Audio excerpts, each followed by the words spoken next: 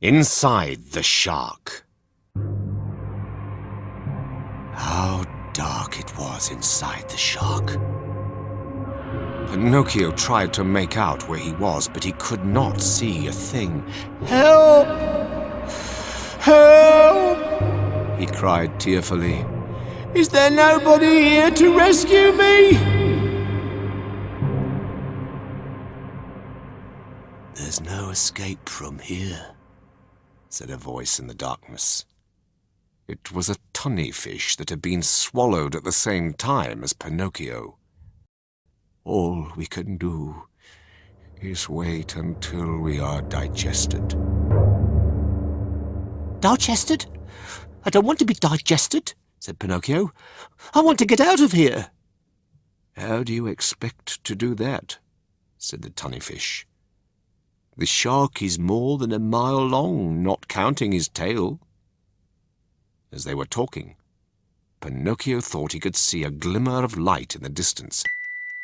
"Look there," he said. "Perhaps that is an old fish who knows the way out. I'm going to see." "Goodbye and good luck," said the tunny fish. Pinocchio began to grope his way along the inside of the shark, taking one step at a time towards the light. The further he went, the brighter and more distinct it became, and when at last he arrived, what do you think he found? You will never guess. He found a little table laid for supper, with a lighted candle stuck in a green glass bottle. Sitting at the table was an old man with a beard as white as snow.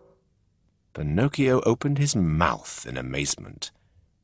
He rushed over and flung his arms round the old man's neck. "Papa! I have found you at last!" "Can it be?" said the old man, rubbing his eyes. "Can it really be, my dear Pinocchio?" "Papa, I heard that your ship went down in the storm." "Yes, my boat capsized in the sea. As I was floundering in the water, the shark saw me, and he put out his tongue and swallowed me as easily as sugar candy." "How long have you been shut up in here?" asked Pinocchio. 2 whole years, replied Geppetto. "Luckily, in the storm, a merchant ship went down too.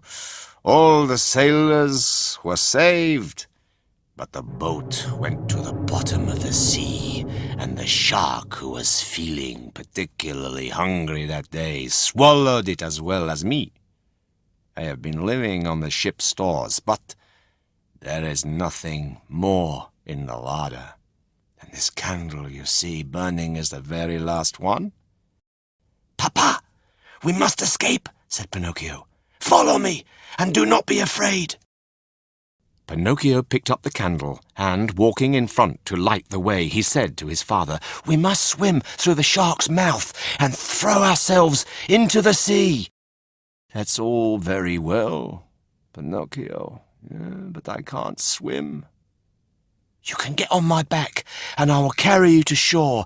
I am a good swimmer." Geppetto shook his head sadly. "How can a little puppet be strong enough to carry me?" "Wait and see," said Pinocchio. "Everything is going to be fine." They walked for some time through the shark's stomach, and eventually they reached the beginning of his throat. Luckily, because the shark was very old, he slept with his mouth open. When Pinocchio looked up the long expanse of throat, he could see a patch of starry sky and brilliant moonlight. "Now is the time to go," he whispered. "The shark is sleeping and the sea is calm. Follow me, Papa, and we shall soon be safe." So up they climbed till they reached the monster's mouth. They tiptoed carefully along his tongue, then fearfully crossed over the 3 rows of teeth. just as they were about to jump into the sea, the puppet said, "Climb on my back, Papa, and hold tight."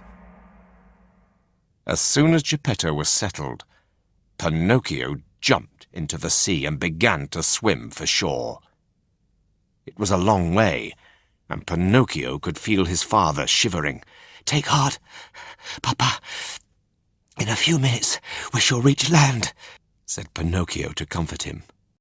"But all I can see is sea and sky," said Geppetto, his teeth chattering. Pinocchio did his best to appear calm, but he was beginning to tire, and the shore was still a long way off. "Oh, help me," he groaned, "or we shall both die." "Here, take my tail," said a voice. It was the tunny fish. He had escaped through the shark's mouth at the same time as Pinocchio and Geppetto. Gratefully, Pinocchio accepted his invitation, but instead of holding onto his tail, they rode on his back. In no time at all, they reached the shore. Pinocchio thanked the fish and kissed him affectionately, then offered Geppetto his arm. "Lean on me, Papa," he said. "From now on, I'm going to be a good boy and look after you." Pinocchio and Geppetto had not gone very far when Pinocchio saw two familiar figures, the fox and the cat, begging at the side of the road. They were almost unrecognizable. The cat had pretended to be blind for so long that finally he had become so, and the fox, mangy and moth-eaten, had lost his tail. "Oh, Pinocchio," whined the fox, "have pity on us.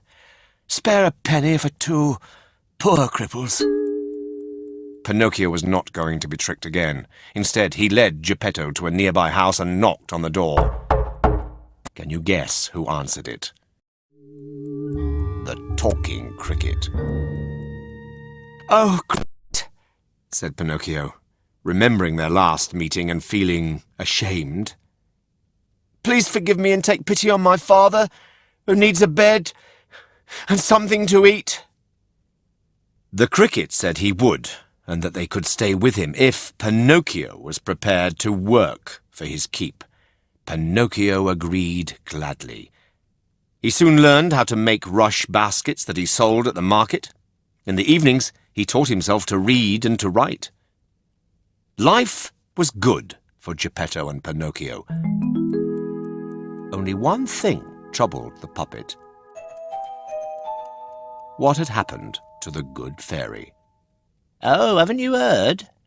said the cricket. "She is seriously ill, and too poor even to buy a crust of bread." "I must help my poor fairy," said Pinocchio. "I have 4 pennies saved. I shall take them to her tomorrow."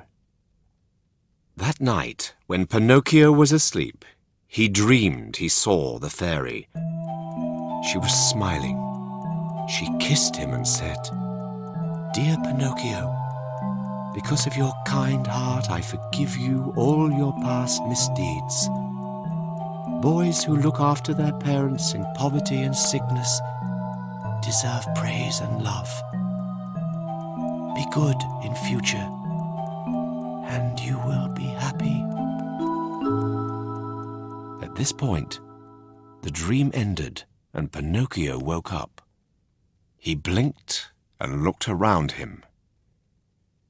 Instead of a cottage bedroom, he was in an elegant room, and a smart new suit was laid ready for him by the side of the bed. Pinocchio put it on and went to look at himself in the mirror, and what did he see? Instead of a puppet, there stood a boy with chestnut hair and blue eyes. A real boy. How could this be? Pinocchio ran to the next room. "Papa! Papa! Look at me!" "My dear Pinocchio, said Geppetto, giving him a hug. This is your gift from the fairy. You see, when naughty boys mend their ways, they make everyone around them very happy. And what has happened to the old wooden Pinocchio? Geppetto pointed to a puppet sitting on a chair, his arms and legs dangling. He looked as though he could not possibly stand upright. How funny I looked when I was a puppet, said Pinocchio. How good my fairy is, for surely I am the happiest boy in the whole wide world.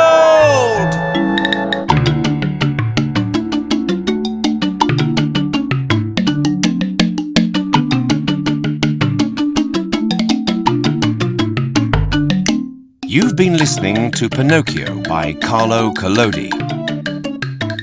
I'm Robert Lindsay. Thank you for listening.